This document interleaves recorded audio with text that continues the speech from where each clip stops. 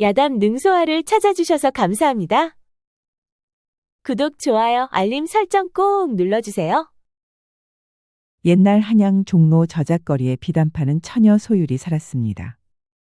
그녀는 다른 포목점들처럼 번듯한 상점이 아니라 길바닥에 자리를 깔고 앉은 초라한 좌판이었지요. 소율은 아직 20도 안 된 앳된 처녀였습니다. 그녀는 기생의 딸로 태어난 천민이었지요. 어머니 매양은 한양에서 이름난 기생이었습니다. 허나 그녀는 직조와 자수의 천부적 재능을 가진 분이었지요. 그녀는 틈만 나면 배틀 앞에 앉아 비단을 짰습니다.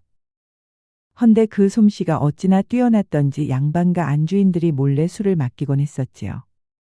그런 어머니가 소율에게 남긴 것은 비단의 오를 읽는 법과 염색 비법을 빼곡히 적은 낡은 책 한 권뿐이었습니다. 어머니께서 이 책에 소상히 기록해두어 한 번만 봐도 눈에 쏙쏙 들어와요. 그런데 소율이 제 20도 되기 전에 어머니는 사고로 세상을 떠나고 말았습니다. 어머니만 의지하며 자라온 소율에게는 청천벽력 같은 일이었지요. 어머니, 부디 하늘나라에서는 마음 편히 사셔야 해요.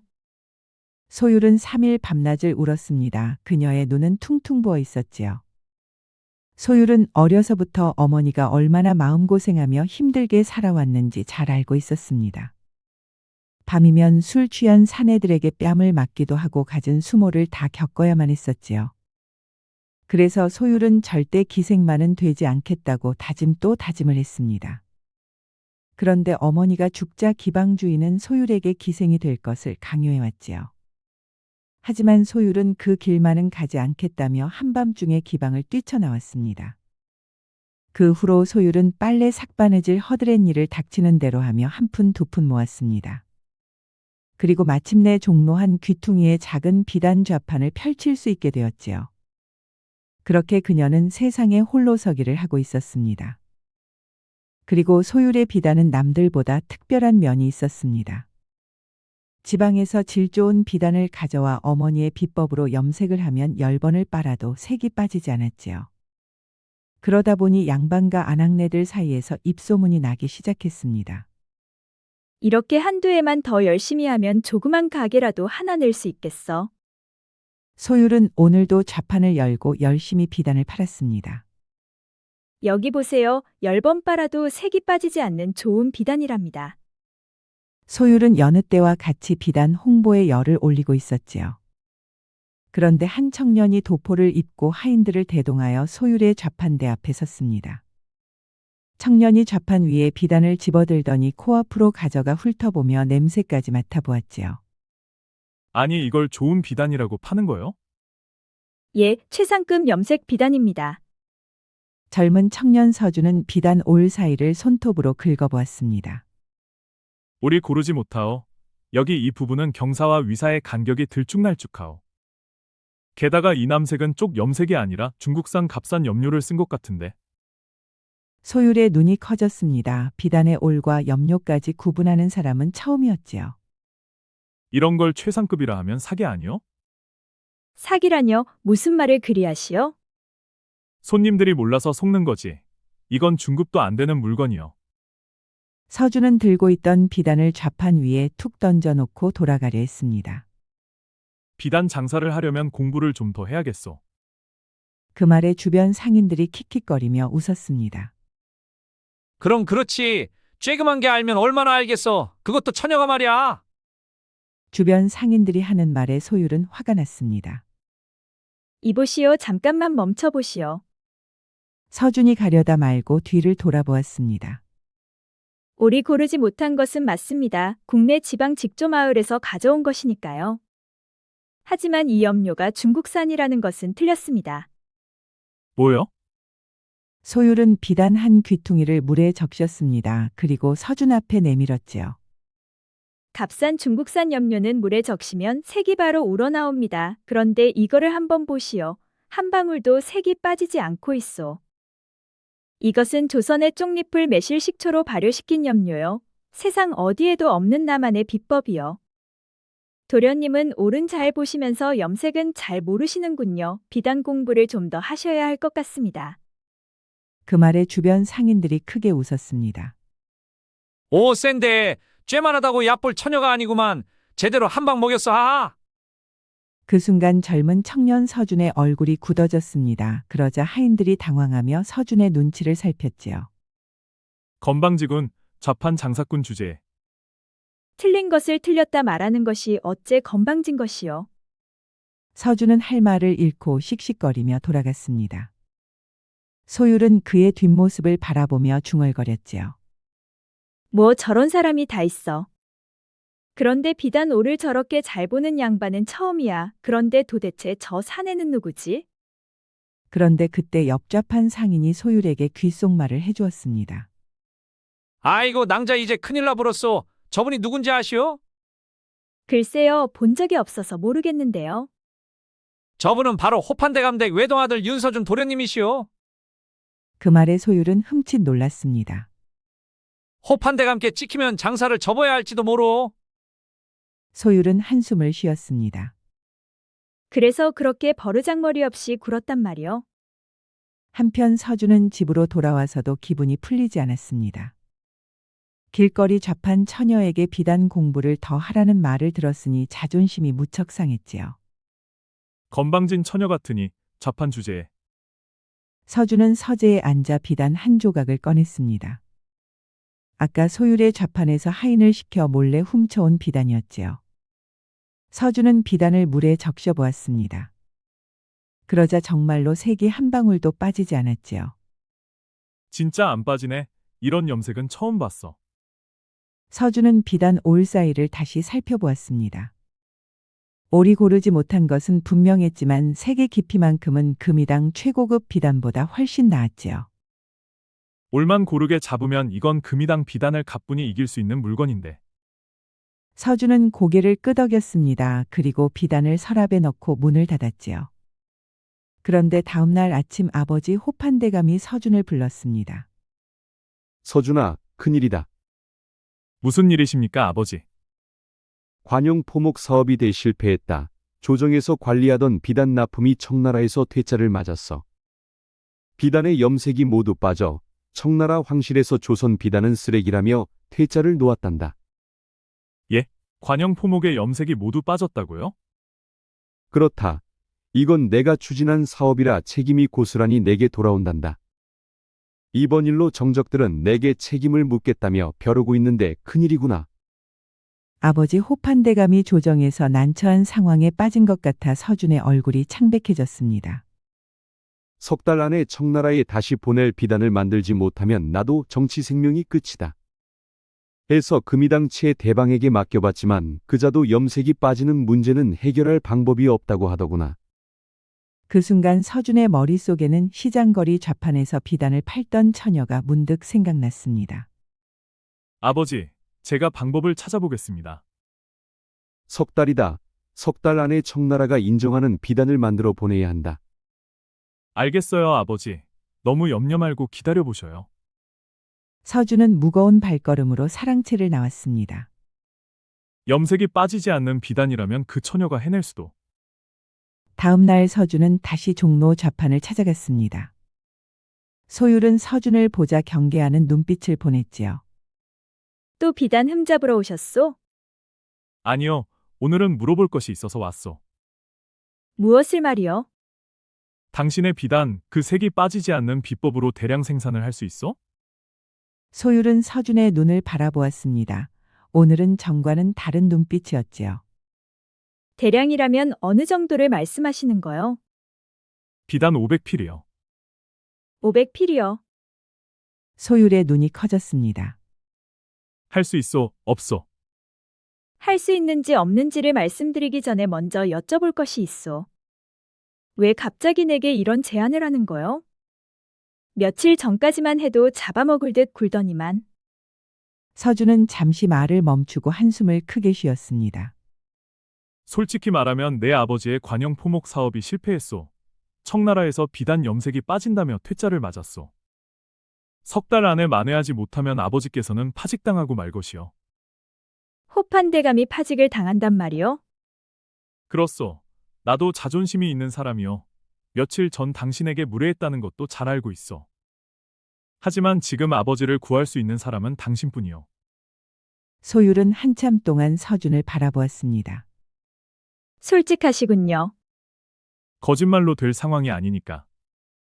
좋소. 다만 조건이 있소. 말해보시오. 첫째, 비단의 염색 정권은 내게 주시오. 누구도 공정에 간섭할 수 없소. 둘째, 비단이 청나라에 납품되면 소율의 명월당에서 만들었다는 것을 공식 문서로 남겨주시오. 셋째, 대금은 성공 후에 받되 수익의 사할을 명월당 몫으로 주시오. 사할이면 너무 많지 않소? 아버님 파직보다는 그 편이 낫지 않소?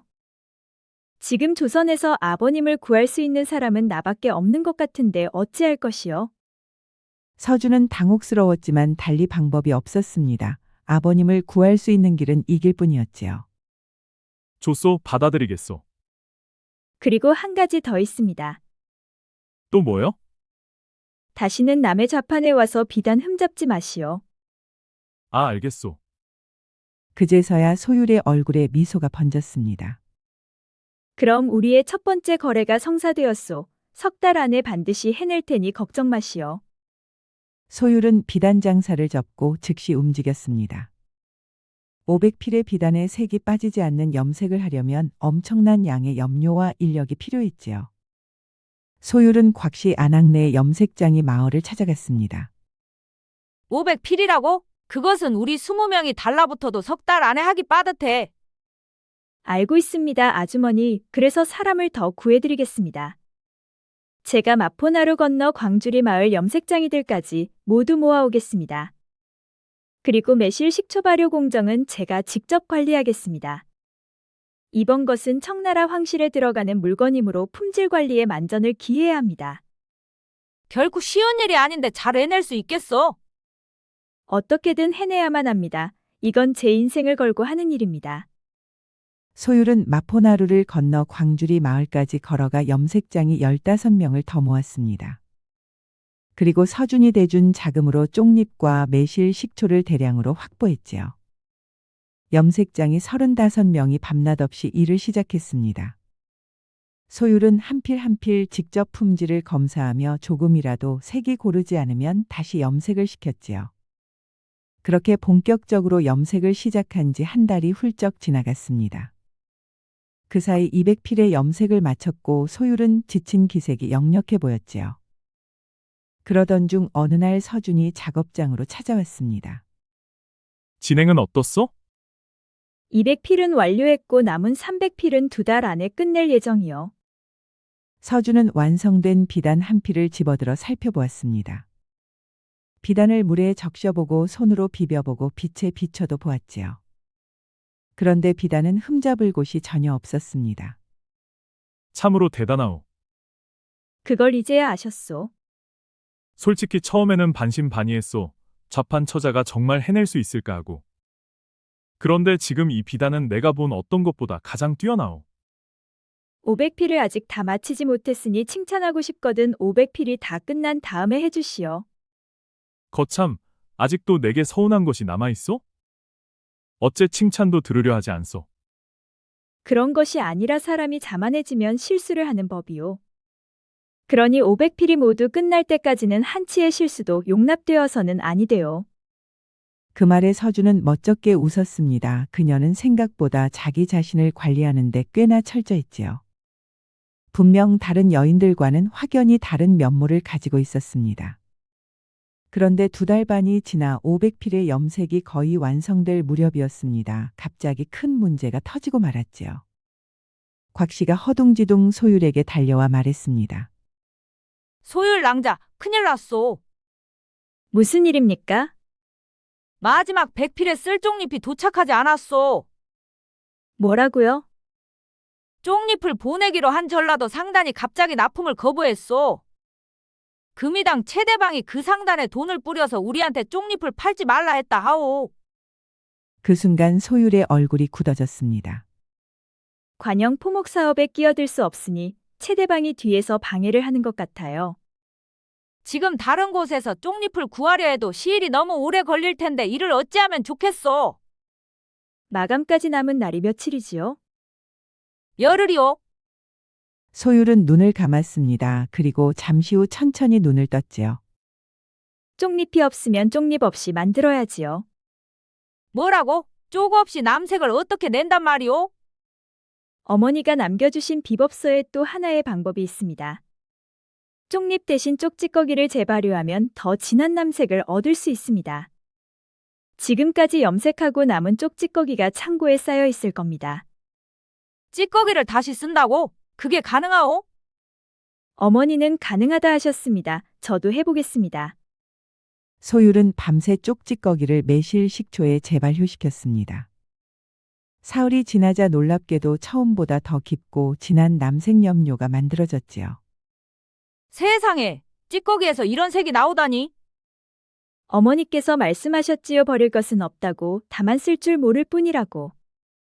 그렇게 우여곡절 끝에 마지막 100필의 염색도 완성이 되었습니다. 소율은 끝내 500필 모두를 완벽하게 해냈지요. 드디어 비단 500필이 마포나루에서 배에 실려 청나라로 떠나는 날이 되었습니다. 소율과 서준이 나란히 서서 배가 떠나는 것을 지켜보았지요. 그대가 해냈소. 정말 해냈소. 아직 모릅니다. 청나라에서 어떤 반응이 올지. 나는 알 수 있소. 저 비단은 반드시 인정받을 것이오. 어떻게 그렇게 확신하시오? 내가 비단 보는 눈은 있소. 처음에 당신 좌판에서 시비를 건 것도 그 눈 때문이었어. 허참 말은 바로 하시오. 그때는 시비가 아니라 거의 행패 수준이었소. 미안하게 되었소. 그때 당신에게 무례하게 군 것을 진심으로 사과하오. 소율은 서준을 바라보았습니다. 그의 눈빛은 진실해 보였지요. 그리고 하나 더 고백할 것이 있어. 그날 당신 좌판에서 비단을 하나 몰래 가져갔소. 집에서 물에 적셔봤는데 정말 색이 안 빠지더군요. 그때부터 당신이란 존재가 궁금해졌소. 소율은 잠시 말을 잃었습니다. 그리고 웃음이 터져나왔지요. 하하, 도련님이 제 비단을 몰래 가져갔다고요? 그렇게 실컷 흠잡아 놓고? 그 덕에 이번 관영 포목 사업을 그대에게 맡길 수가 있었던 것이요. 두 사람은 서로를 마주보며 크게 웃었습니다. 나루터 위로는 해가 지고 있었지요. 두 달이 지나자 청나라에서 소식이 들어왔습니다. 호판대감이 서준과 소율을 급하게 불렀지요. 청나라 황실에서 답서가 왔다. 비단의 품질이 탁월하다 하며 추가로 1000필을 더 주문해 왔다. 정말입니까, 아버지? 그뿐이 아니다. 청나라 황제가 조선의 염색 기술에 감탄하며 직접 직조장을 만나고 싶다 하셨다. 그리고 이번 일로 정적들의 코가 납작해져 우리 가문이 살았구나. 그것도 임금까지 내게 찬사를 아끼지 않으셨다. 근래 없는 외교적 성과라며 극찬을 해주셨단다. 서준은 소율을 보았습니다. 그녀는 자신의 가문뿐만 아니라 조선의 명예까지 살려낸 훌륭한 처녀였지요. 내 이름이 소율이라 하였느냐? 그렇습니다. 내 덕에 우리 가문과 조선이 살았다. 저는 제 일을 했을 뿐입니다, 대감. 그래 내가 원하는 것이 있느냐? 있으면 뭐든 말해보라. 대감, 제가 특별히 원하는 것은 없습니다. 저는 그저 제가 잘하는 일을 하고 싶을 뿐입니다. 소율 낭자, 그래도 이번에 그대의 공이 큰데 뭐 원하는 것이 없어? 저는 제가 만든 명월당을 조선 최고의 비단 전문 상단으로 키우고 싶을 뿐이옵니다. 이 관영 포목 사업은 제게도 득이 되는 일이니 제 역할을 충실히 하겠습니다. 호판대감은 소율을 바라보며 크게 감탄했습니다. 허허, 나는 또 얼마나 큰 것을 요구할까 싶었는데 고작 요구하는 게 그게 다란 말이냐? 대감은 껄껄껄 웃으며 소율을 보았지요. 그 후로 청나라 황실 비단 납품 소문은 삽시간에 퍼져나갔습니다. 명월당은 하루아침에 조선에서 가장 유명한 비단 상점이 되었지요. 500필을 납품하고 받은 돈의 사할로 소율은 한양 종로 저작거리에 커다란 상점을 얻었습니다. 이제는 크고 번듯한 가게에 명월당이라는 간판을 걸었고 양반과 여인들의 주문이 쇄도하기 시작했지요. 지방 직조 마을에서는 명월당의 비단을 납품하려고 줄을 서기도 했습니다. 곽씨 안악내의 염색장이들도 일감이 넘쳐 수입이 몇 배로 늘었지요. 소율은 이제 한양에서 최대방의 금이당과 어깨를 나란히 하는 비단 상단의 주인이 되었습니다. 하지만 그녀의 꿈은 아직 멀었지요. 이제 겨우반이야. 아직도 갈 길이 멀어. 그녀는 지금의 성공에 만족하지 않았습니다. 이제부터가 진짜 시작이라고 생각했지요. 그런데 소율의 명월당의 성장세를 지켜본 경쟁 상대 금이당 최대방의 눈빛이 예사롭지가 않았습니다. 명월당이 크게 성공하자 최대방이 본격적으로 움직이기 시작했지요. 최대방은 자신의 집무실에서 이를 갈고 있었습니다. 좌판 처자가 감히 내 자리를 넘보다니 게다가 관영 포목 사업까지 가로채갔어. 더 크기 전에 싹을 잘라야겠다. 여봐라 그년에 대해서 샅샅이 알아오거라. 알겠습니다, 대방어른. 며칠 후 최대방의 부하가 허겁지겁 달려왔습니다. 대방어른, 명월당 소율 그년에 대해서 낱낱이 알아왔습니다. 그래 뭐가 있더냐? 소율 그녀는 청파동 기방 출신 기생의 딸입니다. 천민 중에 천민이 옵니다. 그 말에 최대방의 눈이 번뜩였습니다. 기생의 딸이라고? 천민 주제의 양반가의 비단을 납품하고 있었단 말이냐? 그렇습니다. 증인들도 확보해 두었습니다. 이거면 되었다. 한양 아니 조선 방방곡곡에 방을 붙여 소문을 내거라. 아예 확실하게 밟아서 다시는 이 바닥에 발을 붙이지 못하게 해야겠다. 그리고 다음 날이 되었습니다. 아침 일찍 소율이 포목점 문을 여는데 가게 앞에 사람들이 웅성거리고 있었지요. 온 저잣거리 담벼락에 방이 나붙어 있었습니다. 명월당 대행수 소율은 청파동 기방 출신 기생의 딸 천민이다. 이런 방이 수도 없이 붙어 있었지요. 그것을 본 소율의 손이 부들부들 떨렸습니다. 자신의 신분을 감추고 싶어 감춘 게 아니었는데 이제는 세상이 만든 낙인이 찍혀버리고 말았지요. 세상에 내가 천한 것이 만든 비단을 입었단 말이냐? 당장 주문을 취소해야겠구나. 그날 하루 만에 20건이 넘게 주문이 취소되었습니다. 다음 날은 30건이 넘었지요. 지방 직조 마을에서도 무척 곤란한 상황이 되었습니다. 그러다 보니 곽 씨가 울면서 달려왔지요. 소율, 이제 일을 어쩌면 좋소? 무슨 대책이라도 있어? 소율은 텅 빈 포목점 안에 홀로 앉았습니다. 석 달간 밤잠을 줄여가며 쌓아올린 모든 것이 하루아침에 산산이 무너지고 말았지요. 그날 밤 소율은 염색장이 곽 씨에게 아무 말도 해줄 수가 없었습니다. 곽 씨가 돌아가고 소율은 텅 빈 포목점 안에서 엉엉 울었습니다. 한참을 울고 난 소율은 어머니가 남겨준 비법서를 꺼내보았지요. 그런데 낡은 책장 사이에 어머니가 끼워둔 쪽지가 하나 있었습니다. 소율은 쪽지를 펼쳐보았지요. 세상이 내 출신을 탓하거든 너는 내가 만든 비단으로 답해주거라. 진정한 실력은 신분을 뛰어넘는단다. 소율의 눈에서 눈물이 흘러내렸습니다. 어머니, 저 아직 지지 않았어요. 어머니 말씀대로 실력으로 보여주겠어요.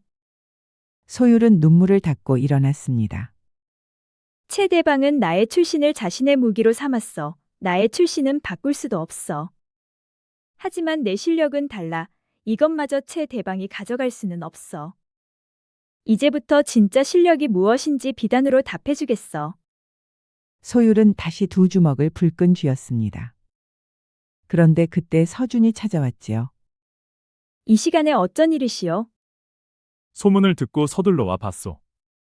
아버지께서 최대방이 괘씸하다며 그의 죄를 물으라 하셨소. 하지만 나는 먼저 당신에게 묻고 싶소. 당신의 생각은 어떠하시오? 대감께 고맙다 전해주시오. 하지만 저는 제 힘으로 해결하겠습니다. 어차피 내겐 언젠가 한 번은 넘어야 할 산이었습니다. 그럼 이제 어떻게 할 생각이요? 며칠 후 궁에서 세자빈 홀레복 직조장을 공개 선발한다고 들었습니다. 거기에 참가하겠습니다. 지금 온 한양이 당신의 출신을 알게 되었는데 괜찮겠소. 그래서 가는 겁니다. 저는 숨지 않고 무대 한가운데로 가서 당당히 겨루겠습니다. 서준은 한참 동안 소율을 바라보았습니다. 당신은 정말 무서운 사람이요. 무서운 게 아니라 물러날 곳이 없는 겁니다. 그래 내가 도와줄 일은 없어? 이제부터 더 이상 누구에게도 빚을 지지 않겠습니다. 이건 빚이 아니라 내가 하고 싶어서 하는 것이요. 소율은 서준을 보았습니다. 왜요? 염료에 물든 그대의 쪽빛 손을 보았을 때부터 내 마음이 움직였소. 그 말에 소율은 심쿵했습니다. 양반 도련님의 고백과 같은 말을 처음 들었기 때문이었지요. 하지만 그녀는 고개를 저었습니다. 도련님, 저는 기생의 딸이고 도련님은 호판대감의 아들입니다. 우린 세상이 허락치 않는 경계에 있으니 사적인 관심은 금물입니다. 그건 내가 판단할 일이요. 나만 감수하면 되는 일이란 말이요. 그게 그렇지가 않습니다, 도련님. 아무튼 저는 이를 벗어난 관계는 원치 않습니다. 소율은 단호했습니다. 서준이 더 깊은 이야기를 꺼내기 전에 단단히 벽을 쳐놓았지요. 그날 서준은 더 이상 말을 하지 못하고 돌아갔습니다. 소율은 닫힌 문을 바라보며 속으로 말했지요. 도련님, 제겐 지금 딴 생각할 여유가 없답니다. 며칠 후 경복궁 앞마당에서 세자빈 홀례복 직조장 공개 선발이 열렸습니다. 참가한 직조장은 셋이었지요. 평양 직조 명인과 금이당 최대방 그리고 소율이었습니다. 소율이 나타나자 구경꾼들이 수군거렸지요. 저 전현이 천민이라더니 어째 감히 세자빈 홀례복 직조에 뛰어든 것이야? 전현이 기어코 왕실 비단에 도전하다니 아직도 기가 덜 죽었군. 그렇다면 오늘 본때를 보여줘야겠어. 심사관인 조정 대신 색과 왕실 상궁이 자리에 앉았습니다. 각자 준비한 비단을 펼쳐 보이시오. 먼저 평양 명인이 비단을 펼쳤습니다. 오리 가늘고 촉감이 좋은 고급 명주였지요. 오리 고르고 좋구나. 하지만 색의 깊이가 좀 부족하오. 다음으로 최대방이 비단을 펼쳤습니다.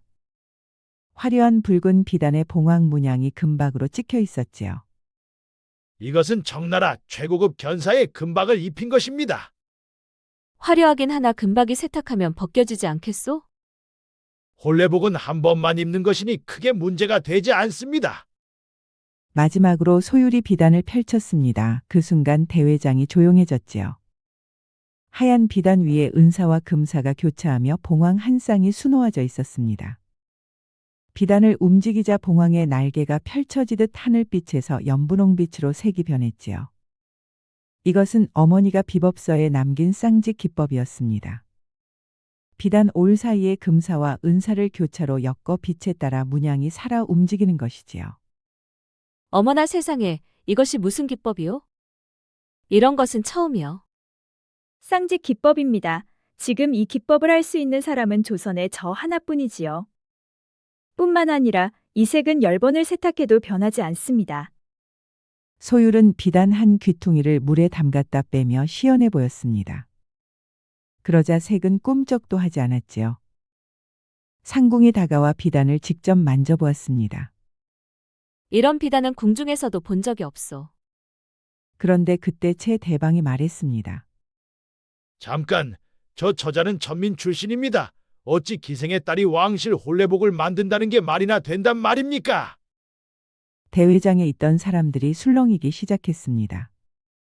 저는 기생의 딸 맞습니다. 하지만 이 비단을 만든 것은 제 출신이 아니라 제 손으로 만든 것입니다. 비단의 품격은 만든 사람의 신분이 아니라 만든 사람의 정성과 실력에서 나오는 것입니다. 신분이 비단의 품질을 결정하는 기준이 된다면 이 일을 양반의 일이어야 맞습니다. 하지만 세상에 그런 일은 없습니다. 그러니 없는 기준을 천민이라는 이유로 무시하고 괄시한다면 조선은 더 이상 발전하지 않을 것이옵니다. 소율의 말에 대회장이 조용해졌습니다. 그리고 상궁은 세 사람의 비단을 들고 중궁전으로 향했지요. 잠시 후 돌아온 상궁이 말했습니다. 세자빈 홀례복 직조장으로 명월당 소유를 선정하오. 비단의 품격은 만든 사람의 출신이 아니라 만든 사람의 능력과 정성이 기준이 되어야 하오. 최대방은 더 이상 할 말을 잃고 고개를 떨구었습니다. 그러자 구경하던 사람들 사이에서 박수가 터져나왔지요. 소율의 눈에서는 눈물이 흘렀습니다. 어머니가 남겨준 말처럼 진실된 실력이 신분을 뛰어넘는 순간이었지요. 뒤편에서 그 모습을 지켜보고 있던 서준의 눈도 촉촉이 젖어 있었습니다. 그녀는 누구의 도움도 없이 스스로 세상의 편견과 벽을 넘어서고 있었지요. 얼마 후 세자빈의 혼례가 성대하게 치러졌습니다. 소율이 만든 혼례복을 입은 세자빈이 대전에 들어서는 순간 모든 사람의 숨이 멎었지요. 임금도 의상을 보고 크게 놀랐습니다. 그렇게 성대한 혼례가 끝나고 며칠 후 소율은 임금 앞에 넙죽 엎드려 절을 했습니다. 내가 세자빈의 혼례복을 만든 소율이냐?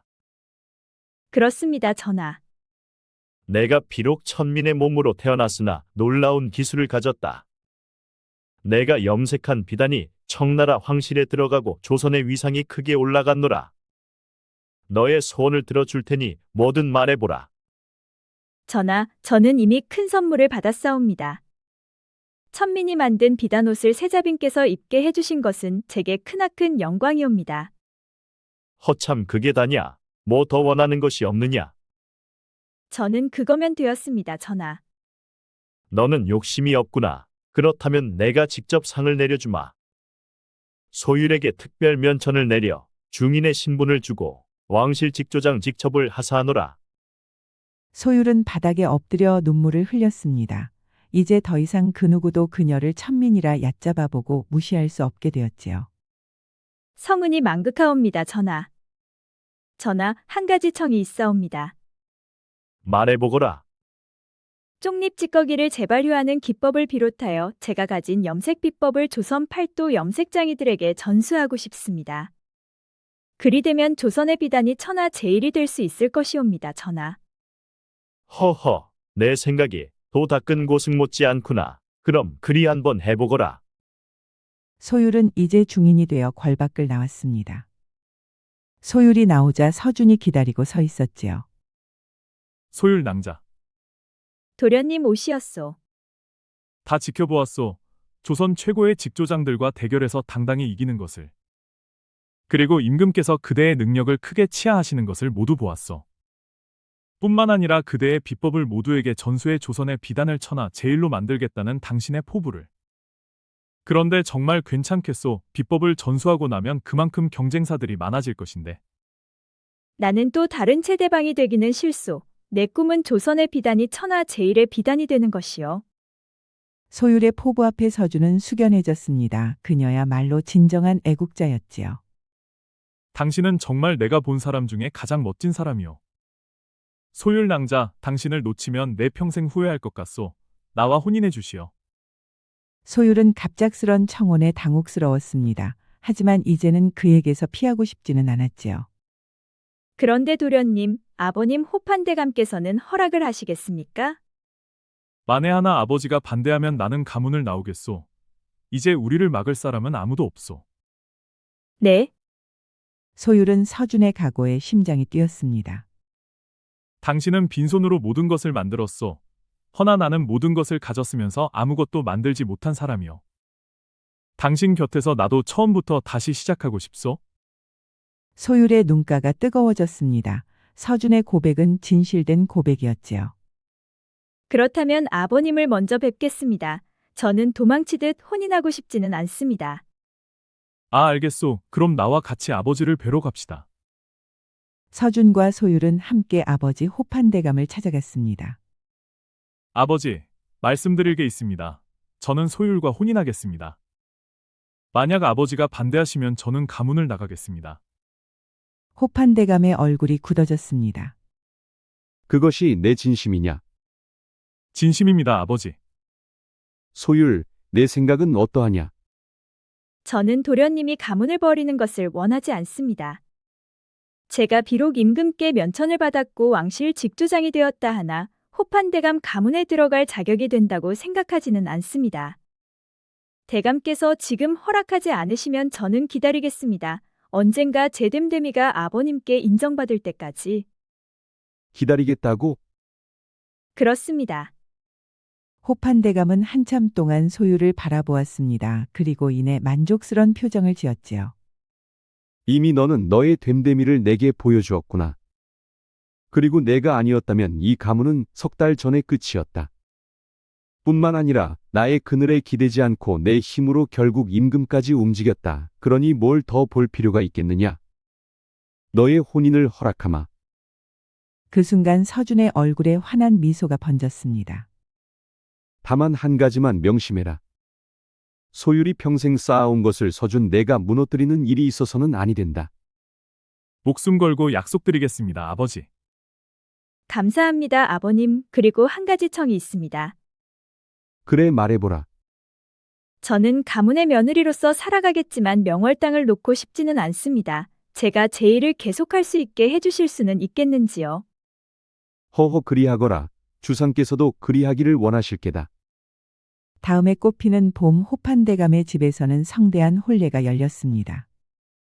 한양의 상인들과 관료들 그리고 소율의 비단을 사랑하는 사람들이 모여 혼인을 축하했지요.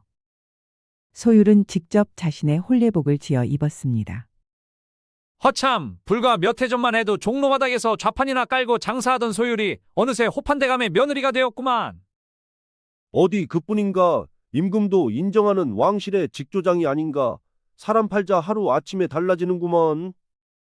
그러게 그게 다 스스로 노력해서 얻은 게 아니겠나? 그러니 나도 소율을 보면서 배운 게 많다네. 이제부터라도 나도 최선을 다해서 열심히 살아볼 생각이구만. 소열 낭자 덕에 우리 염색장이들도 세상에 이름이 알려졌어. 참으로 큰 은인이요. 성대한 혼례가 끝나고 신혼 첫날 밤이 되었습니다. 소율, 우리가 처음 만났을 때가 기억나오? 그럼요. 제 좌판에 와서 제게 시비를 걸었잖아요. 그때 당신이 나한테 비단 공부를 더 하라 했을 때 얼마나 황당했는지 모르오. 저도 훗날 호판대감 아들인 줄 알고 식은땀이 났습니다. 그런데 그때 도련님이 제 비단을 몰래 가져갔다고 했을 때 그때 제 마음이 흔들렸습니다. 비단의 흠을 잡아놓고 몰래 가져간다는 건 진짜로 비단을 좋아하는 사람만 할 수 있는 행동이거든요. 그럼 그 비단 도둑이 사랑의 시작이었군요. 당신이 비단을 짜는 동안 나는 당신 옆에서 차나 끓여주겠소. 차 말고 서방님이 잘하는 것을 하시면 됩니다. 뭘 말이요? 비단 흠 잡기요. 도련님은 그것만큼은 정말 잘하시잖아요. 우리의 인연은 도둑질로 시작해 평생 시비 거는 사이가 되었구려. 방 안에서는 두 사람의 웃음소리가 가득 찼습니다. 그날 밤 촛불이 꺼지고 창밖에는 둥근 보름달이 환하게 떠올랐지요. 세월이 흘러 소율의 명월당은 조선 최고의 비단 전문 상단이 되었습니다. 소율이 공개한 염색 비법은 조선 팔도로 퍼져나가 전국의 비단 품질이 최상급으로 올라갔지요. 청나라에서 비단을 수입하던 나라에서 수출하는 나라로 바뀌었습니다. 소율은 조선 최고로 존경받는 장인 겸 상인이 되었습니다. 그녀는 비법을 독점하지 않고 나누었고 언제나 어려운 사람들에게는 인정을 베풀었지요. 그러다 보니 그녀의 명성은 땅끝까지 퍼져나갔습니다. 기생 출신의 어머니에게서 천민의 몸으로 태어나 조선 비단의 역사를 다시 쓴 사람이라는 찬사를 받았습니다. 몇 해가 지나고 소율은 첫 아이를 낳았습니다. 서방님을 꼭 닮은 아들이었지요. 그리고 서주는 과거의 급제의 훗날 아버지를 이어 호조판서가 되었습니다. 그리고 두 사람은 평생을 행복하게 잘 살았답니다. 천민의 몸으로 태어나 길바닥 좌판에서 시작한 소율에게 세상은 단 한 번도 호의적이지 않았습니다. 하지만 그녀는 자신의 처지를 한탄하는 대신 손에 쪽빛 물을 들이며 묵묵히 비단을 염색했지요. 그리고 마침내 모두와 임금 앞에서 인정을 받았습니다. 그러니 사람이 처한 환경은 시작을 정할 수는 있어도 그 끝을 정하지는 못한답니다. 그 끝을 정하는 것은 오직 자신의 의지와 노력뿐이지요. 구독과 좋아요, 알림 설정 꼭 부탁드립니다. 우리 이야기가 재미있으셨나요? 다음 이야기도 재미있는 이야기가 많으니 다음 영상도 재미있게 봐주세요. 그럼 여러분 모두 오늘도 행복하고 즐거운 시간 되세요.